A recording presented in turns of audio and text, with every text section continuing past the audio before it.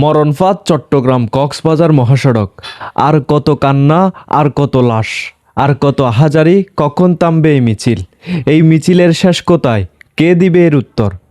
বলছি কক্সবাজার মহাসড়ক, যে সড়ক দিয়ে প্রতিদিন হাজারো মানুষ যাতায়াত করে, সেই সড়কেই বাড়ছে একের পর এক মর্মান্তিক দুর্ঘটনা।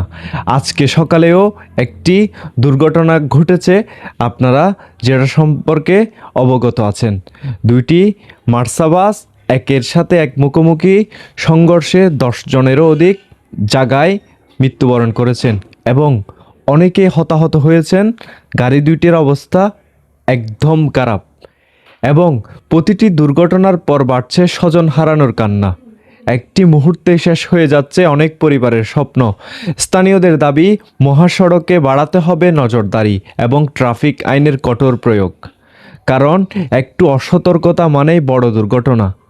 আমরা শুধু মিছিল মিটিং হাই হাই করেই যাব, কিন্তু এই সড়ক 6 লাইন কবে হবে, কখন হবে? আজকে শুনে আসতেছি সেই ছোট্টবেলা থেকে ধরতে গেলে 2018, 19 সাল, 20 সাল এর থেকে আন্দোলন চলে আসতেছে।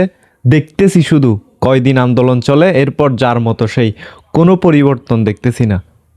আর কত নাকি বড় কোনো এমপি মিনিস্টারের ছেলেপেলেরা কিংবা কোনো বড় নেতাকর্মীরা যতক্ষণ পর্যন্ত না এই রোডে প্রাণ হারাচ্ছে, ততক্ষণ পর্যন্ত মনে হয় এই সড়কের উন্নয়ন আমরা দেখতে পাবো না।